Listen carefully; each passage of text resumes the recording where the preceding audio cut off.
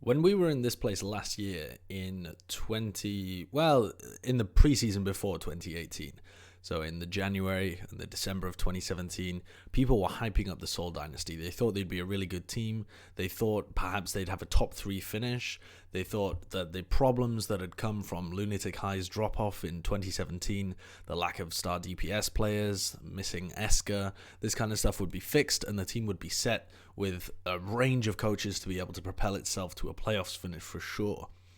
Now, they failed to do that. They had a very disappointing season. They didn't bring home very many big wins. They didn't make any stage playoffs. They didn't make the final playoffs. And compared to all of the other teams that had high expectations on them, Seoul were one of the biggest underperformances alongside the Dallas Fuel as well, who people thought would be kind of a top 5 team and really didn't get there.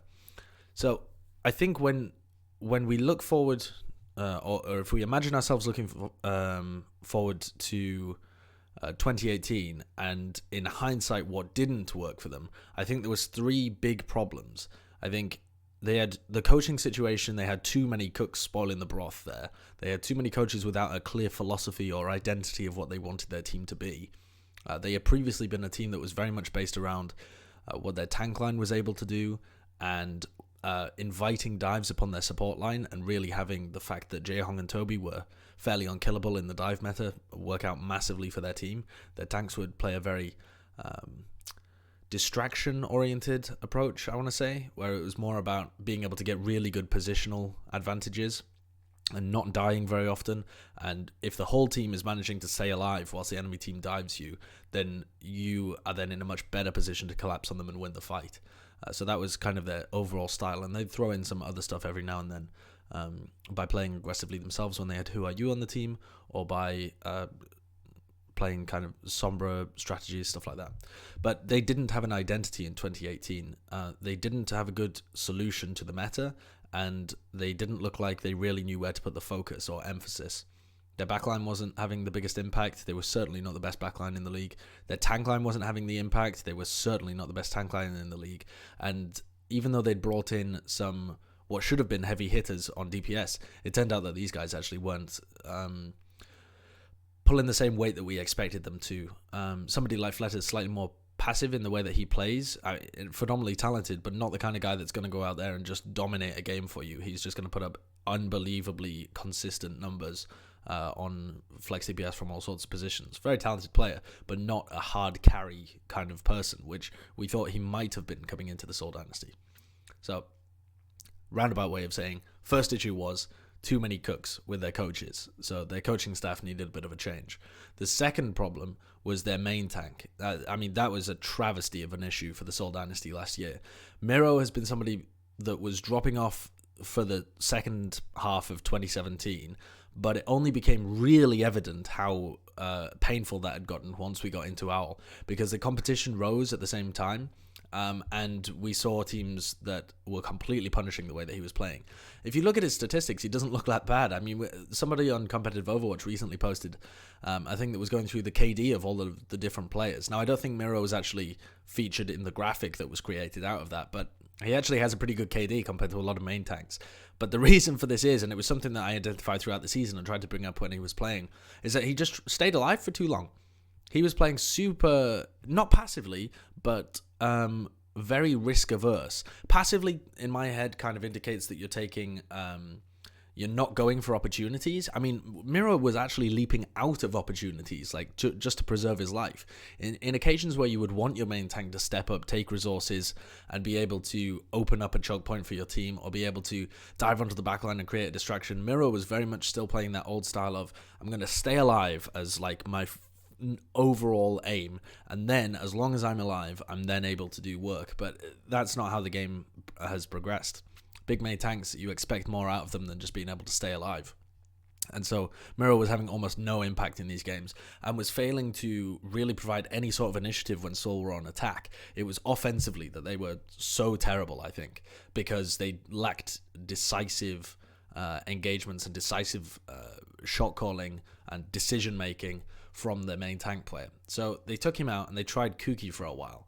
And honestly, when they were playing with Cookie, they looked like they didn't know what they were doing as a team. I don't know whether the calling went wrong or something. Maybe Cookie tried to take control of the calling and they weren't confident in how they were playing. Cookie himself didn't look particularly decisive. I think he needed a team to develop his skills in. I don't think he was at that level where he was able to play. I don't have too much detail to be able to go into here because it's not somebody that I focused on throughout the season of 2018. I was really more focused on, like, why is Miro gone so wrong? So I don't have that much insight to be able to bring you about Cookie, but it really wasn't working with him in the team either. And now he's gone over to the LA Valiant where he can be a bench position underneath Fate, and I think that's a better position for him where he's able to learn from somebody else who's actually really talented at that main tank position with coaches who are good positionally at helping him there, and maybe he'll grow into being a better player on the LA Valiant if he gets game time, which he might not, Fate's really good, but I think this is still going to be a good developmental role for Cookie, and makes use of the fact that he can speak fluent English as well.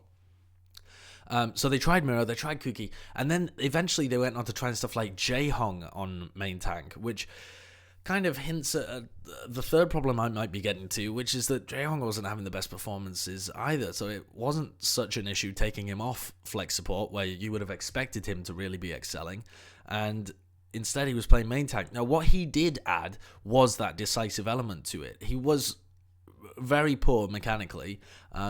He wasn't stringing together the mechanics you need. His primal rages were awful. His dives weren't great. And I mean, when people talk about mechanics with Winston, they mean stuff like landing in the right place so that your impact boops targets towards your team or isolates them from their team.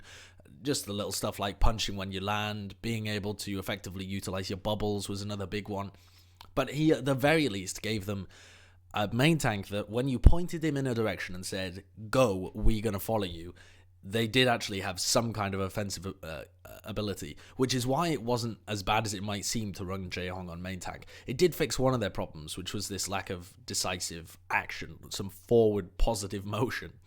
The problem was he just wasn't mechanically skilled enough, and you really do need to be. Like, you actually have to be a good main tank. You can't just be making leaps at the right times, So at that point, the team's like crazy lost.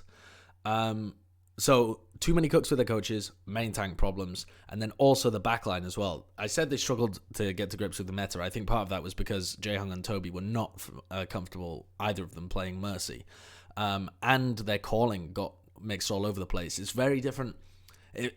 One guy can be a really good caller when it comes to dive meta. Another guy can be a really good caller when it comes to goats meta. It's so meta dependent because the caller has to really understand exactly all the minutiae of how the different parts are supposed to go together. So some of the incredible callers we've had in the past, once you switch them into another method, they can't keep up, or they don't have the same intrinsic feel for how the pieces should be played around the board. So they really had that problem. Gambler was brought in to try and fix that. He's a good Mercy player, but he was too aggressive on that position, and his calling was pretty poor, I think. I don't think that was a good solution. So let's see. Have they fixed these issues? Now, if we were to break the problems down that they had into these three components, I think Seoul have, in theory, fixed all three of these problems, or at least they've put good solutions in place to help deal with them.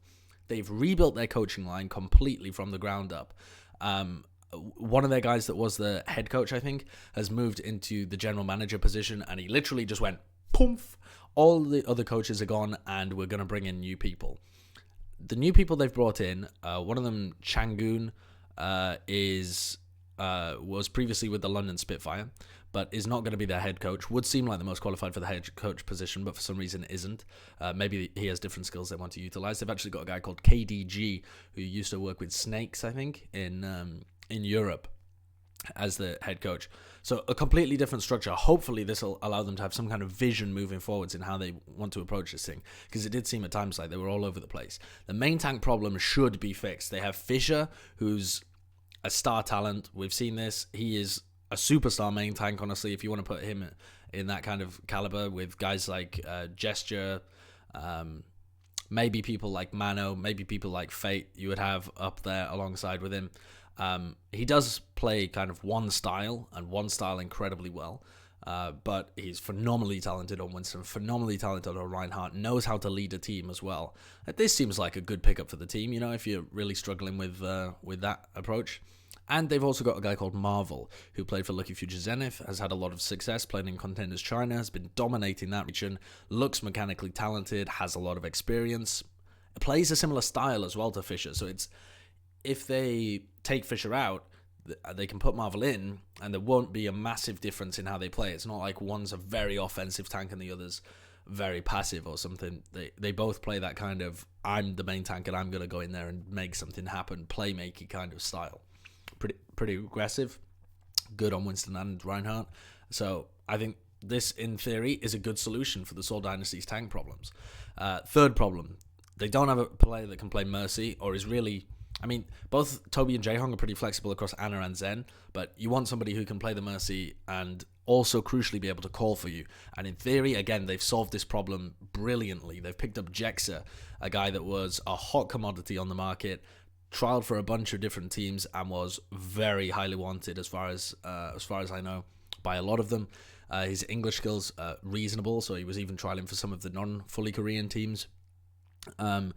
He's got excellent shot calling, a ton of experience from playing with Element Mystic, can play more unusual compositions as well, as we've seen from Element Mystic, but also the classic staples. Plays a very mechanically good Mercy and a very mechanically good Lucio. The guy is talented, so this should be the perfect fix. So in theory, they've got 3 good solutions for those 3 problems. But this is the purpose of my video, is in theory, this team could swim. They could become a really good team, but I can also see them sinking. And I think this is held across a lot of analysts within the scene, that even though things look like they should be hunky-dory on paper, we've still got a lot of question marks around how Seoul Dynasty actually implement these solutions, because some of them even clash. They had 3 major problems, and they have 3 solutions, but in trying to meet these together, they might conflict with each other. For example, if you try and put in, if you're trying to make an identity around Fischer and Jexa, the 2 players that you've brought in to solve the tank line and the back line, but they're both callers, how are they going to work when they're both playing together and both calling together and both trying to play 2 potentially totally different styles? If you manage to fix that and you settle on one which you think is the best caller, how then do you pair that with your brand new coaching staff who may have a different idea of how to play the game than that shot caller does? You see what I mean? There's lots of different ways in which these 3 problems and the solutions that have been provided could interact with each other to create a situation that is still not perfect, because there's so many ways that in practice these solutions can go wrong, even though on paper they do look like good ways of solving these problems. So what can we say about Seoul? They have a star-studded lineup in theory. I think that's a good takeaway. If you're a Seoul fan, they have the pieces that they need, and learning from the lessons and mistakes they made in 2018 to actually create a really good team this season, honestly. If everybody on their roster steps up and plays the best possible, if they solve the kind of intangible stuff, then they've got a hell of a roster, right? Everyone knows that Fischer's a beast.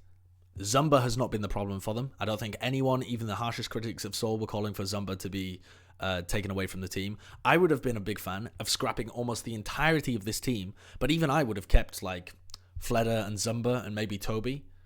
So even if you wanted a total rehaul of this team, nobody was talking trash on Zumba. He's still a very capable player, and could fit in with this lineup. Or you've got the other tank line of Marvel and Michelle, who've seen a lot of success, have played together in Lucky Future Zenith, have that pre-existing synergy, or you can try and blend the tank duos based on what the coaches want. Again, really good on paper talent. They've got Jexa, who I've just mentioned, excellent on paper talent. Toby, who if he's able to go back to Lucio, could again be really good, and could also have some success calling. With a former, very long ago, best player in the world, Jaehong, on main support, who we could see be reasonably good if Ana gets back in the meta or he has a better team around him. He hasn't looked the greatest. I will say that we're starting to go down here. I've listed the big things first, but Jaehong I've got some question marks about even on paper. So we'll see where Jaehong's able to go. I think Jaehong also is in a situation where he could sink or swim, but I'll get on to him later. And then they've got Fleta, who should finally be able to play up to his potential now that he's got a good team around him. I don't think they're going to have insane stuff from Fleta, but I do think he's a very flexible, very capable player, and I think he's going to be alongside guys like Architect, for example. Who else is really fits his niche? I don't know. It's interesting with him because he plays the Widowmaker along with the Genji and the Pharah and all of that stuff. So, I mean, guys like EQO, you might see similar stuff from Fleder is from EQO, although a bit more of the passive safe positioning. But I would expect him to be up there with some of the best. You know, Libero as well has a fairly similar style. So I would expect Fleder to be now in contention with those guys. I think on paper, really good talent. Munchkin and Fitz, I've got some more question marks about. So on paper, the only people I really have question marks about are Jaehong, Munchkin, and Fitz. Munchkin was all right. I don't think that he really stepped up in the way that people were expecting him to. People were expecting, you know, some big stuff from him coming out on Tracer and then also on Widowmaker if Fleder was ever on a different hero, like if you had to run Genji Widow or something like that. I don't know how good his Zarya is, particularly if we go into the GOATS meta, and I don't know how flexible he is.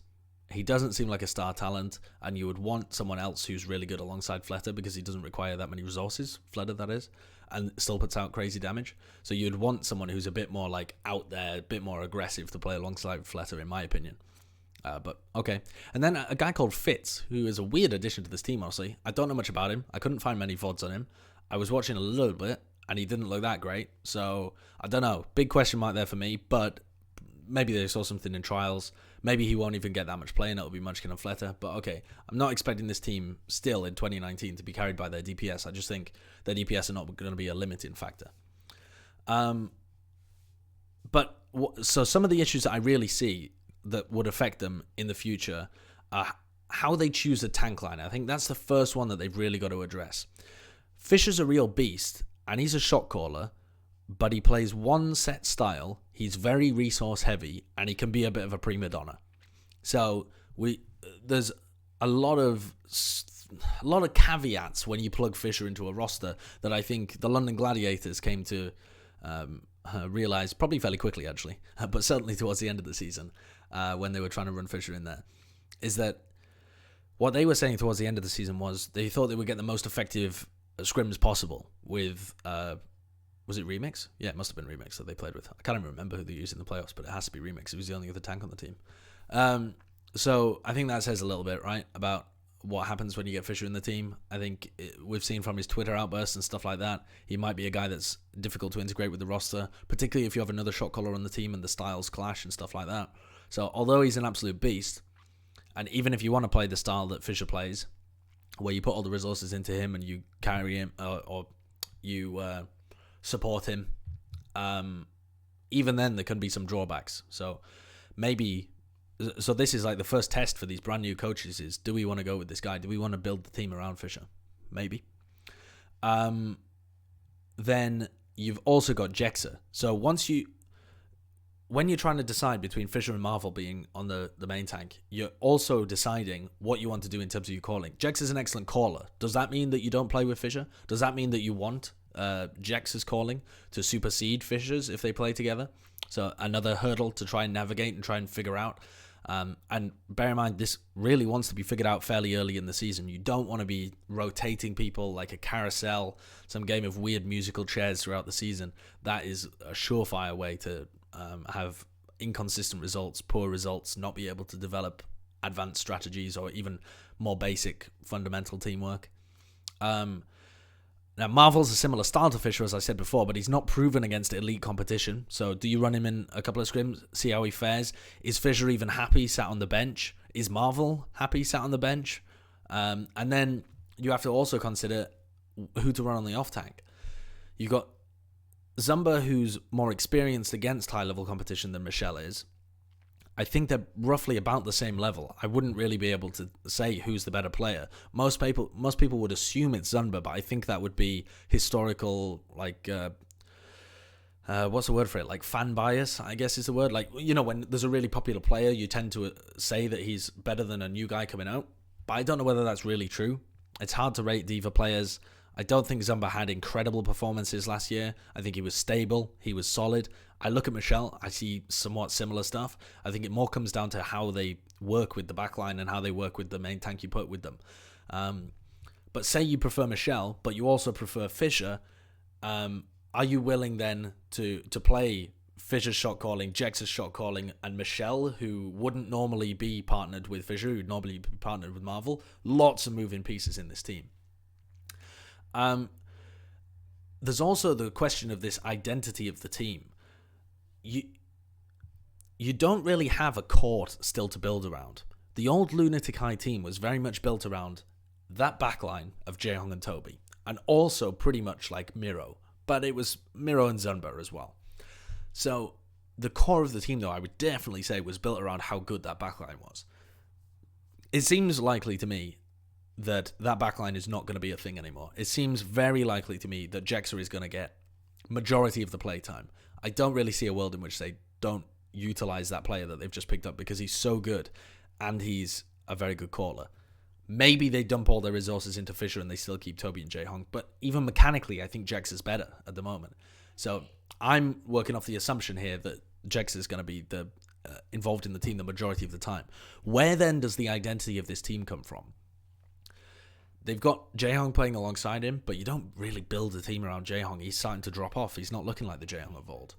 You can't build a team around the main tank anymore unless it's a brand new identity around a brand new main tank. So you've got your choice there. Do you want to build an identity around Fissure, basically? Because you're going to build around Marvel? That's a strange choice to make rather than building around Fissure, but potentially could happen. Do you want to build around the DPS players that you played with in 2018? Again, that would be a weird decision because they weren't the kind of DPS like the Philadelphia Fusion DPS, for example, where you can build around them and just let them go loose. This team, on paper, looks like it should be built around a tank line. They've got an okay backline. They've got an okay DPS line. The tanks are where the star power is. But they've also got 4 tanks. So if I'm this coaching staff, I'm having very serious discussions early on in the season about how best to build our team around the tank line and what the fuck tanks to run in order to make that a reality. Because you don't want to be penned in the entire season adhering to Fisher's whims, honestly. Both in terms of playmaking ability and like the style he needs in order to make that happen and the resources he needs, but also the fact that he can have conflicts within the team. So I think this is all a lot of hurdles to navigate for the Seoul Dynasty. What do I think is the most likely outcome then? I think the most likely outcome is that they have Jexa in alongside Jaehong, and I think Jaehong is going to drop off. I think Jaehong could be 2019's Miro, where he really looks out of his depth. The thing is, even if Jaehong goes really out of his depth, he's still going to be an okay player. I think he's still going to not be the worst Zenyatta in the league or whatever. He's just not going to be a power player for your team. They might even want to bring in somebody else. There's so many great Korean flex supports that in 2020 I could definitely see them getting a new flex support for this team. One, somebody nuts who really wants to play for the Seoul Dynasty, the team that represents Korea, and is just some bananas up-and-coming player. A guy like Violet or an Iziaki or a Jonak from last year when nobody knew his name, or maybe Krillin this year, for the London Spitfire. These guys that you haven't really heard of that much, but there's just such a depth of talent. Aim God, it's nuts. Okay, so most likely Jexa and a slightly underperforming Jaehong. I think the tank line, what I would go for if I was the Seoul Dynasty, is try and build around... I would try and build around Marvel. I would try and have them with equivalent game time early on in the season, both Fissure and Marvel, and try and see if there's going to be problems with Fissure being on the bench. If there's going to be problems with Fissure being on the bench, honestly, at that point, I would try and get rid of him. I think you don't want to be anchored to a player that can potentially ruin your season if he's on the bench. Now, I don't know whether that's true, but the fact that he's been moved and this is his third team suggests something similar, like with Rascal. Maybe that's just an unfair reading into what's been happening without any inside knowledge, but who knows?